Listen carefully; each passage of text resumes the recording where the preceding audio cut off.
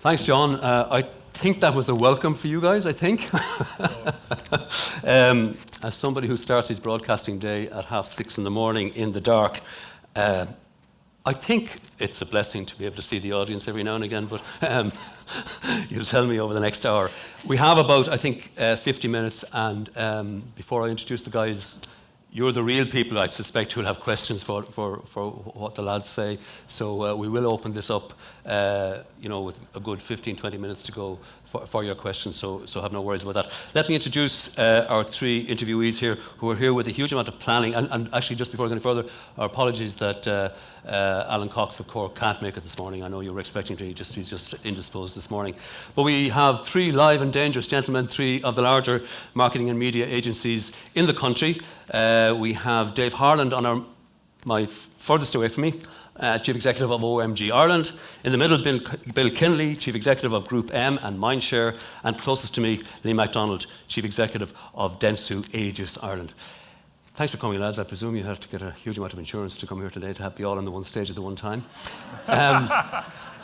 Somebody take a photograph and record it for history. Let's cut to the chase. I'll come to you, Liam. You're nearest to me. Let's cut to the chase. We've a fast recovering economy in the Greater Dublin area. It's a booming economy. The advertising market share is growing generally. Why, if over 80% of the Irish population is listening to radio every day, an average of over 4 hours, why is the market share of radio falling if you've got access to all those ears in a booming economy? I think the first thing to say is that there will be growth this year in the market generally, arguably low single-digit growth, which is probably the basis of the challenge, because if you look at the economy, it's growing ahead of the market, our market, and that's been happening now for a couple of years. So there's a pattern where our market and the economy are diverging, and it's not just in Ireland, it's globally. And there's a load of reasons for this. So whether it's Brexit or it's GDPR and many other things. And I think that radio is suffering because it's always been the tail of the media industry. It's always been regarded as a support medium. And every conversation, directly or indirectly, it was referred to in John's introduction, comes back to the two big tech giants. And they seem to cast a shadow on everything we do. But they are casting a shadow on everything we do. They do. From your perspective as well as ours. They do, and I think to some degree they get too much credence for it as well. Obviously, they're very successful and very powerful. But I'm going to sit up here and declare a bias, which you shouldn't do as a media person. But I absolutely love radio. I've grown up with radio. I was thinking about this on the way in. I learned about John Lennon's assassination, listening to radio with my granddad. I was driving from a meeting and I heard about the 9/11, also on radio. But when I think about radio now, which sadly I probably don't do as much as I should, I see parallels with the press industry.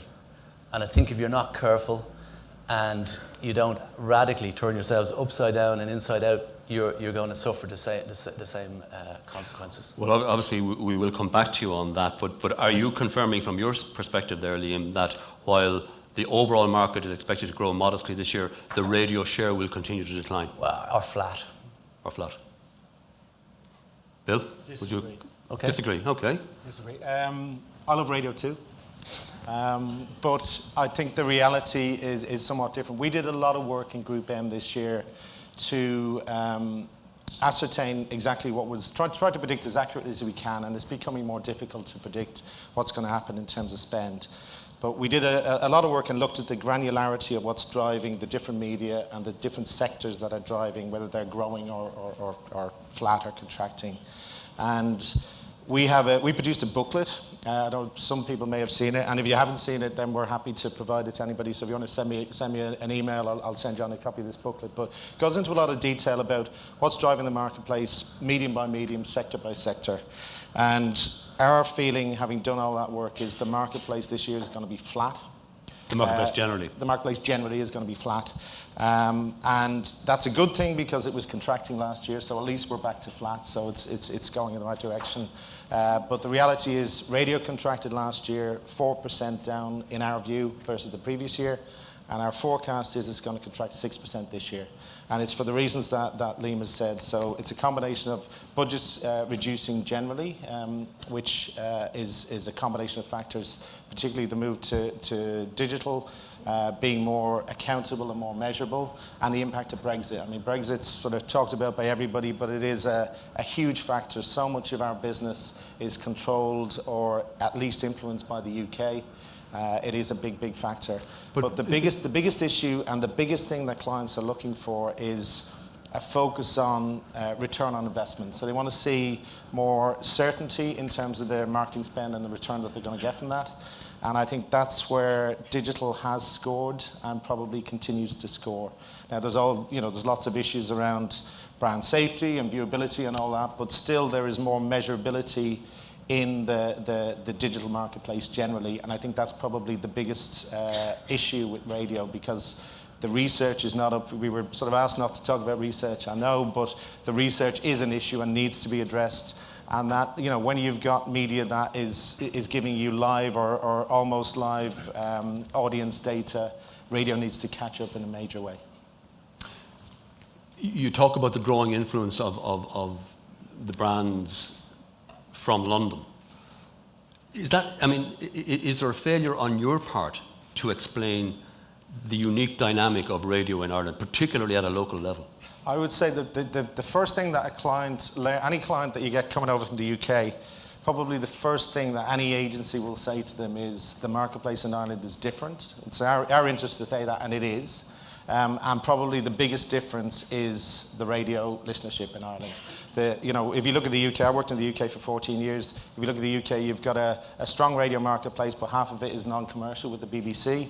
But it's still not as strong, as vibrant, and as connected as radio in Ireland. So it's probably the biggest thing. It's the old Irish psyche, we like to talk, all that sort of stuff. It's a big connection point in Ireland and something that. But is that message not getting back through to the brands, or do they not care? I think it is, but it's probably not resonating enough. And then I think you've also got the challenge of, and I know later on I think this has been talked about, the challenge of creativity in radio and trying to encourage creatives to write good radio copy is still a challenge. I know lots of work has been done, but it continues to be a challenge.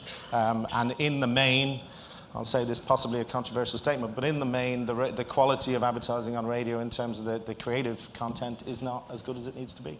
I suspect there'll be a bit of a response to that somewhere later on. All right. Dave, for you, is that one of the key issues, the accuracy, the comprehensiveness of the data? Yeah, what I find sort of quite amazing is we're only in here for 15 minutes and we're being horribly sort of negative and defeatist. Yes, like every media, there's a lot of challenges, but I think radio has a hell of a lot of strengths. And I put it down to sort of three areas, I suppose, and 3 Ds. The first one is, as Bill and Liam have already mentioned, is this thing around data, and it's information, it's knowledge. And it's data in its broadest sense. It's not just looking at the JLR, and forget about the methodology just for one moment. It's just even the information that we actually get, the way that the data is actually extracted and processed is appalling. It's absolutely appalling. The other thing is we talk about... appalling in what way? Appalling in it's so difficult to extract from the database. Now I know there is work being done on that by So if you talk about the harvesting piece has already been done, but the processing and the ability then to bring the data to life through visualization or whatever to engender insight is really poor, and actually, in fairness, hasn't really changed that much in the last sort of 10 years. And I think that's easily fixable. That's easily fixable.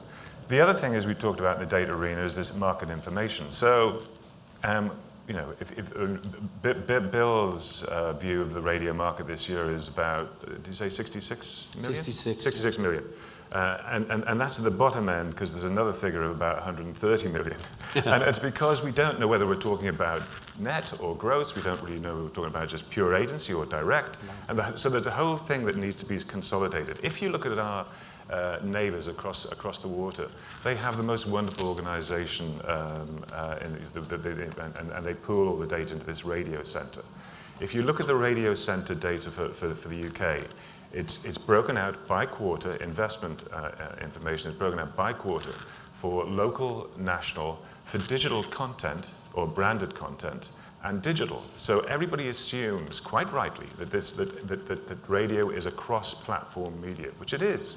And what you're seeing over there is not only a clarity of the positioning, but you can also see that the digital spend, for example, in the UK is growing by about 30 to 35% year on year. So we need to stop simply looking at radio as just an oral thing, an oral thing. It's to look at it in its broader sort of context. And many people in this room are doing that exactly and doing it really, really well. Sorry, Vincent, can I just say, in terms of the difference in figures, our figure, the 66 million, is just looking at the agency pot and what we get a share of or get to go after. So I absolutely acknowledge that the total radio marketplace is worth more. We reckon about 130 million, so that's why there's a difference in terms of the numbers. I know, but there's no reason why that shouldn't grow, is what I'm saying. And certainly, if you look at our book for last year, and we would be big spenders on relatively speaking, on radio, because 16% of our total spend goes on radio, and it retained and slightly gained its share of our total pot last year. So are you saying, Dave, that the radio share of the market, whether that market is flat or growing, there's no reason that can't grow, but you seem to be saying it's not a question of the content that the industry is putting out, by and large. It's the data, the information you're getting. There's a little bit about that. There's a little bit in that, and that's easily fixed. But there's also this whole thing around the dynamism of the marketplace, or the dynamism of the medium. And I've always talked about the cross-platform sell. That is beginning to improve. But also, and fundamentally also, there's a direction. There's the leadership and direction in the industry, and the radio industry needs to be significantly more cohesive, and much more collaborative and much more dynamic. And again, that's easily fixed. It does require investment, but that investment, I think, will prove beneficial. I suspect IBI and Choose Radio and everything will come back to you and say, look, there have been huge strides made in that in terms of collaborating. Brilliant. There haven't, though. There haven't. Like you said earlier, Vincent, in your opening remarks, that it's a great medium. Do we not realise the great medium? Do people in the UK and further afield not realise it's a great medium? It doesn't even have a standard method of selling. Like, some people one in particular now selling on CPTs quite a lot. Others are selling in packages. I don't have to look too far back into history to see that one of the most dynamic brands in the country was a radio station, in terms of its advertising, its marketing. That's disappeared. And what do you mean by that? Well, Today FM used to be one of the most unprompted popular brands in the country. In terms of consumer recognition? In terms of investment, in terms of talk to consumers, in terms of positioning. So, the industry has to stand up for itself. And as I go back to my earlier remarks, I think it needs a radical overhaul. I think it needs a confederation. I think it needs to strip out a lot of the duplication and really look forward in terms of what it's doing, in terms of systems, in terms of metrics, and in terms of marketing. For the management and the salespeople in the various national and local radio stations here, what exactly do you mean by that? Do you mean some sort of an overarching body that basically brings uniformity to the whole sector? Yeah, that's putting it mildly, yes. You're all nodding there. Yeah, I think when I worked, again, years ago when I worked in the UK, when I moved to the UK first was 1986, and radio back then in the UK was always known as the 2% medium. What they did then is they brought in an organisation called the RAB, a guy called Douglas MacArthur ran it, and it changed, completely changed the whole industry over there, and it grew. So by the time I left, it was at about 5-6%. But it didn't happen overnight. But it meant that there was a direction, there was a cohesion, and there was a focus in terms of just selling radio. It was getting away from all the bickering and infighting that was existing previously, and just getting everybody pointing in the same direction and saying we're going to sell the benefits of radio. And that, I think, still does not happen in this country. Liam seems to not to believe that there has been any progress made at all. You know, I'm hearing from my side of the fence that there has been significant progress in terms of putting a common message out there, in terms of the data, in terms of common research that's going to be provided to you. I think there's been some progress, and there's been steps, baby steps potentially in the right direction, but there hasn't been enough, and it's not moving fast enough. If you look at some of the practitioners here today, and there's some really good work being done by IRS in terms of the way that they've developed their radio optimizer or rate card optimizer, and also linked that in with sort of training as well, and so building up the knowledge. If we have a trading currency that's just spot, by definition, it's just going to commoditize what we do. Back to this thing that Bill mentioned earlier about us actually moving from becoming sort of media buyers to media investors, an investment that anticipates some sort of return, that measurable return. The money is going to follow the numbers. So the reason why there is a growing interest in brand digital is predominantly because the numbers are there. Regardless of whether those numbers actually signify any action on the part of the ultimate consumer or not. Correct. And so if you look at the work that all three of us have actually done in this area, which is MMM or mixed media modeling or econometric modeling, we can see from that information just how strong a contribution radio can actually make. And we know the benefits of it, and we just got to get that message out. But it's about science, and we're doing that, and we need to bring everybody together. Are you saying that the principal means of payment, the principal means whereby you buy airtime, the spot mechanism, is not differentiated enough, is not specific to audience, that you would pay a premium for higher audience and expect a discount for lower audience different times of the day, whatever? Yeah, the mechanic that's applied predominantly to TV, I suppose, needs to be applied to radio. And as RTE have done some pretty good work in this area as well. So to planning and buying on a CPT basis makes a hell of a lot of sense. We sort of do the CPT or the coverage and the effective frequency piece ourselves anyway. But it's say if it's just mundane spot. Actually, there's a fascinating thing about the way that media auditors actually approach radio, where I was looking at one of our recent audits, which was about 100 pages, 100 slides, and there was only 2 for radio.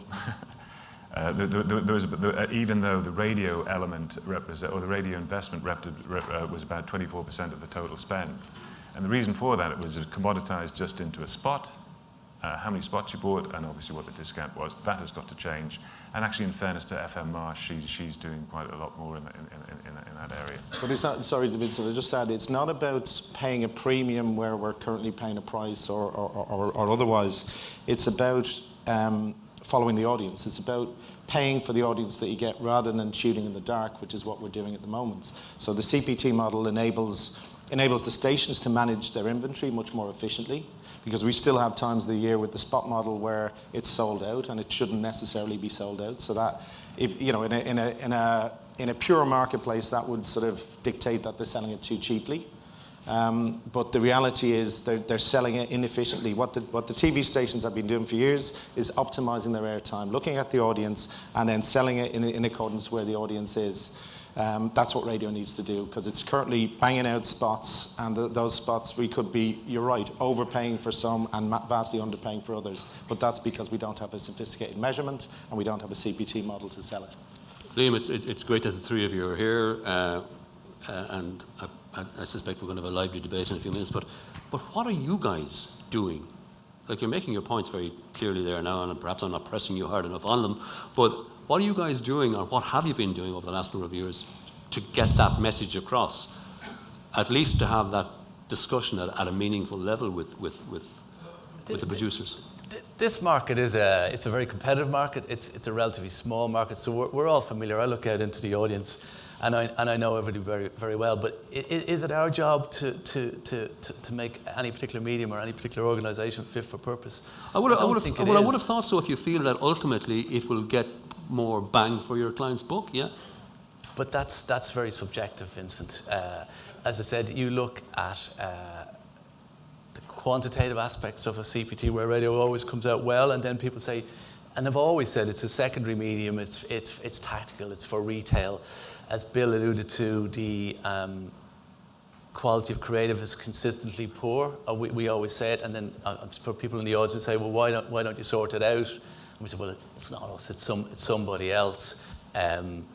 So this has been going on, and as I said, personally, when radio works, when it connects, it does so in an incredibly valuable way.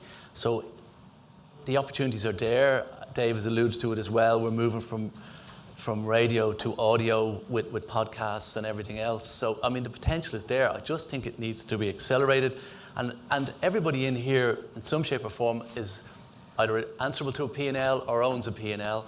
And there's an awful lot of P&Ls, and there's an awful lot of duplication. And your background is in print. And I would suggest that if I went to some of the people left in print, running print now, and asked them questions about consolidation, if we asked the same questions 15, 20 years ago, they'd get absolutely not. They needed their own printing presses, they needed their own marketing departments, they needed their own sales houses. And the flip side to all that is you don't have, even things as simple as transmission times are really difficult and really complicated to get. When you go to the tech guys, it's a simple, easy decision. There was a conversation yesterday, actually, Gerald O'Leary was talking to me about it, where they'd met some global client who said, you know, I can talk to Facebook or Google and talk to them about all my needs in, you know, Europe, Middle East, Africa. I have to talk to 300 or 400 different TV stations or 1,000 radio stations. So even in a country the size of Ireland and a market the size of ours, it's complicated. The negative side of that, though, the growing dominance of the Googles and the Facebooks, it may be convenient, the data may be there in more measurable form, but as Dan Healy argued quite passionately here yesterday, you guys, your futures may be in threat if this dominance continues, because all those decisions will be made by some algorithm in London. So we do all have some stake in this, surely. I think it's an ecosystem. I've always said it. I think, you know, there are clients, there are agency people, and there are media owners, and we are all part of the same ecosystem. There's no doubt about it. We're trying to evolve our businesses. I think the best description I can get, and it's incumbent upon us as well, if we're to survive, never mind thrive, that, as somebody put it really simply to me a while ago, there are two types of business in the world now. There are those who are disrupting and those who are being disrupted. Disruptees. Yeah, and if you're being disrupted, then you either need to change or you're going to die. And it's as simple as that. And that applies to agencies as well. But I can guarantee you, Vincent, you know, none of us are turkeys voting for Christmas. We're not encouraging the control or the spend to move outside of Ireland. And I think we've all worked very hard in conjunction with a lot of the people in this room to make sure that the control on the spend as much as possible stays in Ireland. And I think we've done, you know, we've all sort of collectively done a very good job on that. But, you know, we're probably, to an extent, overcomplicating what we do. I mean, what we essentially do, and Dave said it earlier, we follow the eyeballs or the ears or the clicks, whatever it might be, depending on the medium. So it's all about audience, and I think, you know, I know we're not supposed to talk about it, but the sophistication of the measurement of that audience is key, and then the trading mechanism to take that audience and be able to implement it in a live or as live basis is really important. And I think that has to be the next iteration for radio. It's still outdated. It's probably the biggest issue that the radio industry faces. And I think, back to your point about what have we done, is it our responsibility? Yes, it is to a point to make sure that there's a viable industry and viable radio industry. We've got skin in the game in terms of that equation. But we've done lots of things over the years, but the problem is change is difficult, and certainly change when it comes to measuring audience is expensive, and I think that's what it comes down to. It's a lot of money to move on. And would you be prepared to invest in that change at an industry level? To move it on, yes, absolutely.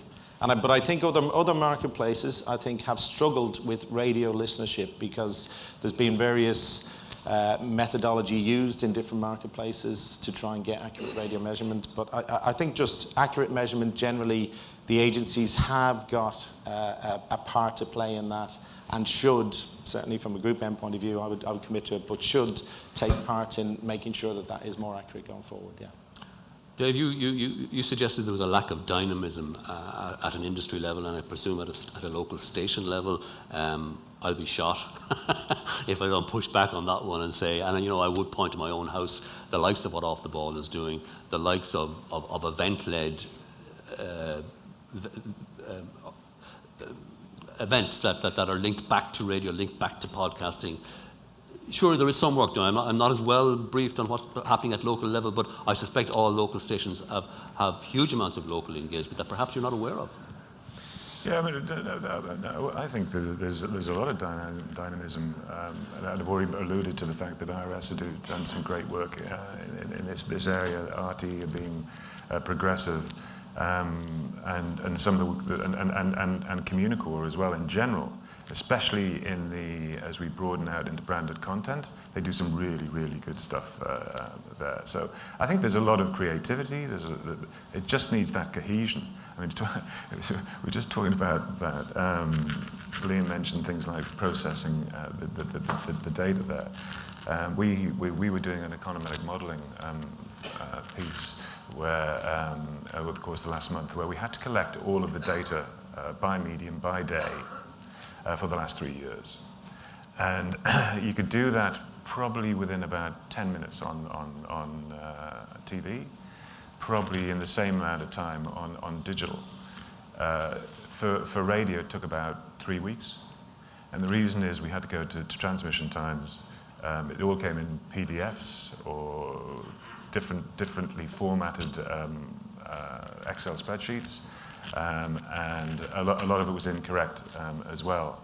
If you look at the UK, where they have this fantastic program called JET or Telmar, where you can actually, and it sits in between the agency, obviously, and the station, just in terms of campaign management system.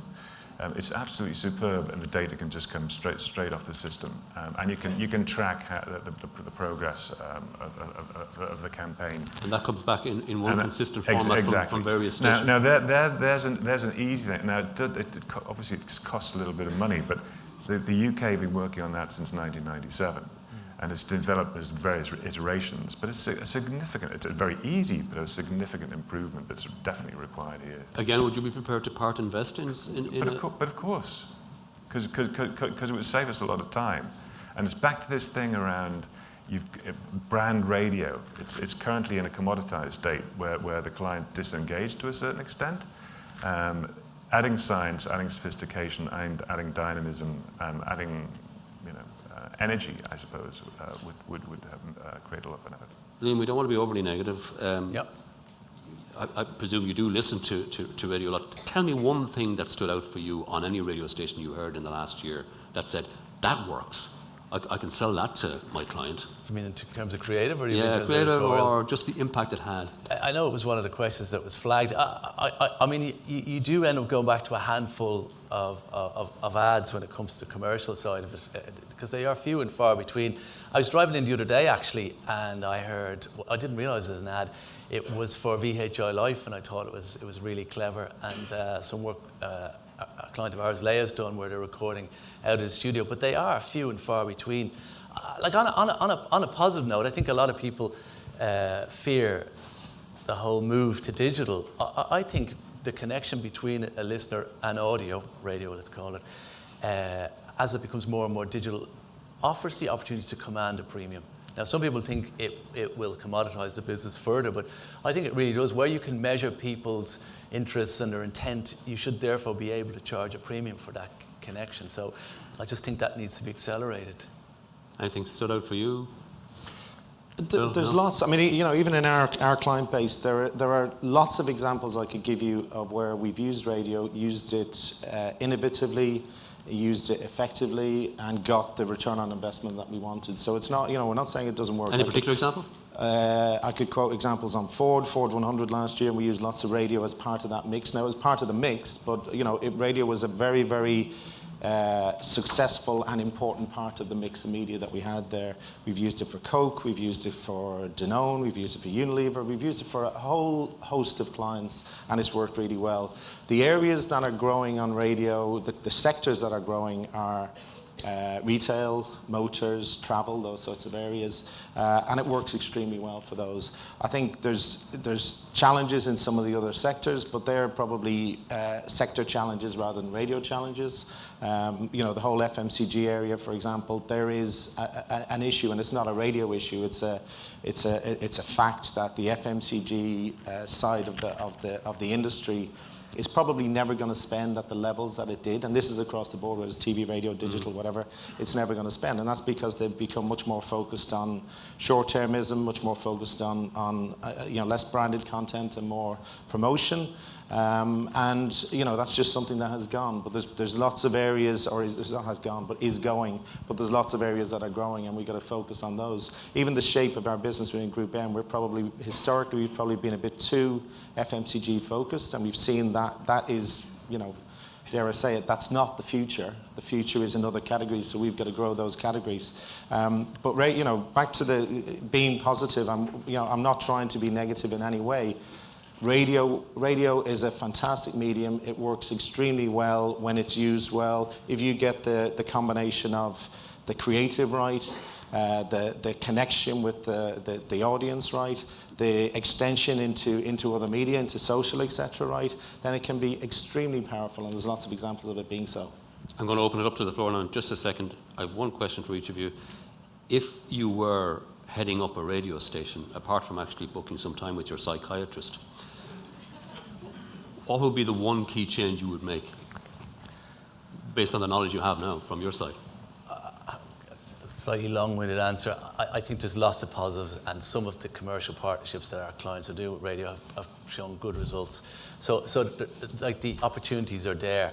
I just think the industry needs to consolidate, either officially or in some sort of an umbrella manner, where it becomes much more unified in its approach to. Do you think you would see that if you were wearing a radio owner's shoes? Sadly, I'll go back to the print guys. If you'd asked them 20 years ago, no. If you asked them now, they'd bite your hand off for that opportunity. I'd encourage everybody to take that leap of faith and just accelerate it. I don't own their P&Ls. I'm not the ones competing with each other. But it's quite internally focused. You'll see that an awful lot, and it happens in every medium. It happens with us. I was in IAPI for a while, and I realised very quickly that we have much more in common than we had differences. There's an awful lot of talent in the industry across the piece, but we focus on competition. So you'll often find radio groups and radio stations fighting for individual share of a radio budget rather than looking for a share of the media budget or the marketing budget. Bill, one key thing you would do that's reasonable and achievable, you think? Well, first thing I'd say is, if anybody running a radio station or running a group of radio stations in the room thinks running an agency network is easy, then come and have a go, because it's not. I mean, the challenges that we face are probably similar to yours, that we've had to extend our business away from the traditional sort of media planning and buying model and into lots and lots of new areas, into digital, into community management, into social, into research, into econometrics, etc., etc. That's something we've had to do to survive. We've just had to diversify. And I think the same learning is there for the radio industry. I think if I was running a radio station or a group of radio stations, I would be doing that. I wouldn't be relying on the traditional spot model. I would definitely be changing the sales mechanism away from a spot mechanism and towards a CPT sell. I'd obviously be fixing the research to be able to enable that, and I'd be diversifying into other areas. And as you said, and you mentioned the off the ball. I'd take the brand, I'd take key brands, key personalities, and I would extend them out into other areas, into digital, potentially into video, etc. As the off the ball brand has done. So take the brand and extend it, and extend its listenership and its connection. And I'd extend into other forms. Take your content, put it onto more streaming services, push podcasts. I think there's a great opportunity in podcasts. So it's just extending that content and taking the content and delivering it in a modern day digital way. Dave? And for me, it's quite simply just embrace this. If you look at the audience trends, for 15 to 24 years, if you look at minutes listened, it's more than half that of the 35 plus, and it's unlikely actually to change that much unless we embrace the smart devices. I think we've talked about podcasts, but it's literally that. We talked earlier about when I went to college, I suddenly started to read newspapers and started to listen to serious sort of radio. That transition is just not going to happen in the same way again. With this generation. And are you saying that if this industry can convince you guys that through whatever channel or platform they're getting to those under 35 years, well, your clients will spend more? They're going to have to. Your clients will spend more? Absolutely. It's back to what we said earlier. We will follow the listeners. If the audience is there, we'll follow them. It's not rocket. None of it is rocket science. On that positive note, I'll open it to the floor. Please identify yourselves. I presume we have a roving mic, and this lady here has had her hand up a while. Hiya, a great discussion. I suppose I should declare my interest in digital. My name is Joanne and I run the Digital Training Institute, but I started my career in radio. I think that perhaps the agencies are missing a trick.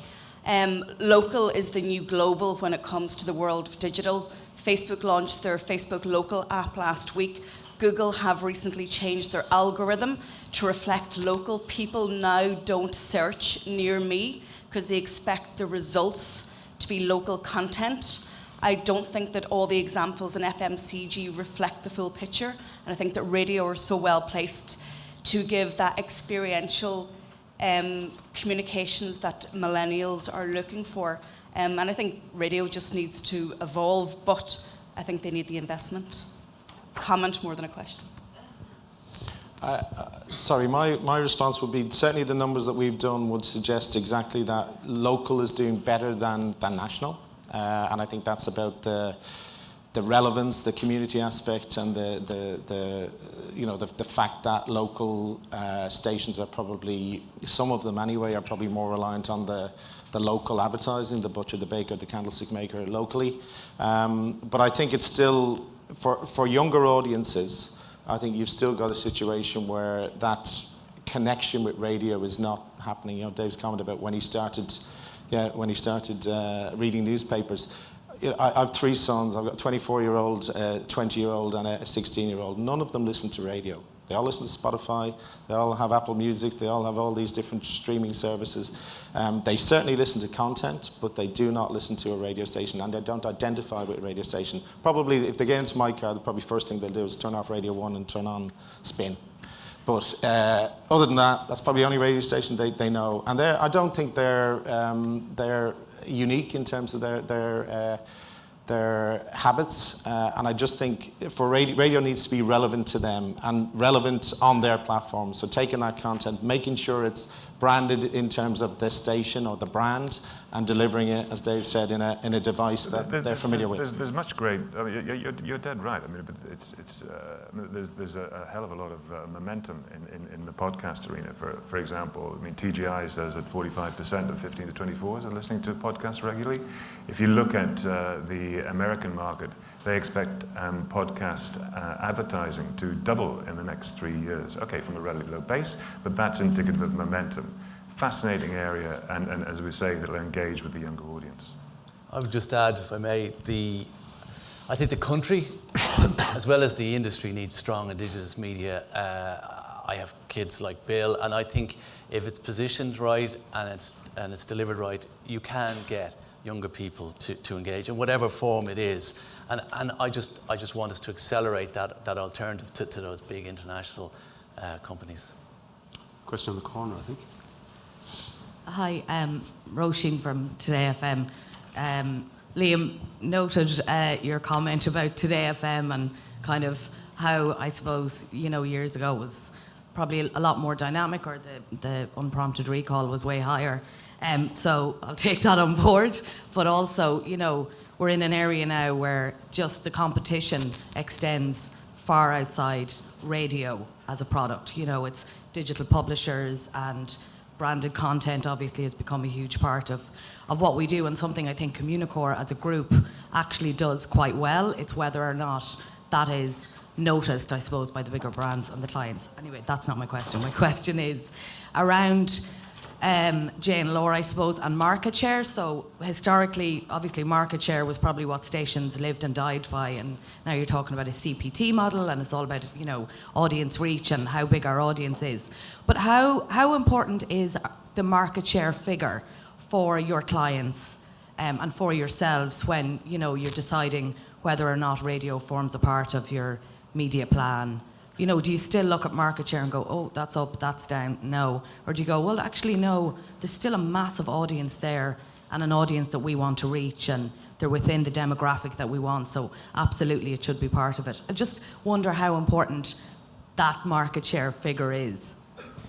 I probably shouldn't say this, but I'm going to say it anyway. I think I think Andy referred to it a little bit when we were chatting before today's session. I think there's something coming up in it, but there's absolute fatigue to who's up a point and who's down a point. And as doctors differ and patients die, statisticians can make anything look any way they want. So people tend to post-rationalise those decisions, Roisin, in my opinion.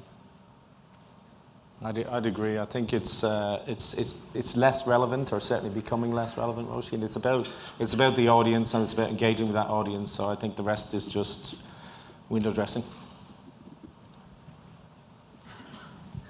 Anything to add, Dave? No? Well, yeah, but so I mean, quite a few of the metrics that are used are outdated. I mean, listened yesterday doesn't make much sense to me. Weekly reach doesn't either. If we're looking at more like minutes listened to, and ultimately sort of quarter hours, they're hugely important.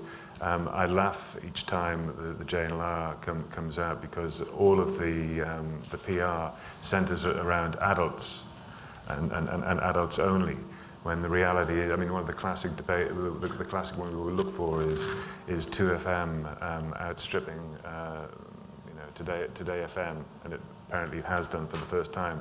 The reality is that it's been significantly ahead in terms of women for some time. So, I'd say for me it's about quarter hours. But the one thing, sorry, Vincent, one thing I'd add is if you make comparisons with digital, we've all collectively and globally called out the digital media owners in terms of the connection, the viewability, the brand safety, all of those important factors, really important factors. And in terms of viewability, for a while there, I think digital was getting carried away with itself, and clients were getting carried away with just the numbers. So it's not about just the numbers; it's about the engagement of the audience with the medium. And I think if you've got good, solid content, then you're going to get better engagement. If you've got better engagement, you're going to get better return on investment. So one thing leads to the other. We've one quick question here, Lisa. It was really more comment, Tanya Benatti from IAPI, just picking up on the creativity piece, because there aren't a lot of creative agencies in the room. We had a meeting recently where the creative agencies are very ambitious to win at Cannes Lion, the advertising festival, and they feel that radio is one area that Ireland could do very well in. So I'm simply saying that there's an appetite within the creative agencies to win at Cannes. Why don't we link up with the radio stations, if this is a medium that we do really well in, to up the creativity deficit that all three group MDs said is an issue? That's a great point. I worked with Tanya in IAPI, and we are an oral nation, so it's illogical that we don't write good ads. I think we probably do, but my own view on it was traditionally that radio was cheap, and it came at the end of the plan or the end of the decision process, and there was never enough money allocated to actually write, produce, and deliver really top quality radio. If you think about it, in comparison to TV or AV as it is now, it wouldn't cost much to have 2 or 3 voiceovers and special effects, but inevitably it was, station read, or it was one voiceover, or it was scripted or whatever. But that's a great opportunity where the industry could come together. Can I just say one thing, Vincent? Just a comment. Thank you to the Radio Days guys for inviting us here, because I think as a group, the last time we were talking about this morning, last time we were on a platform together was something that Geraldine O'Leary did out in RTE a good few years ago. I can't remember what year it was.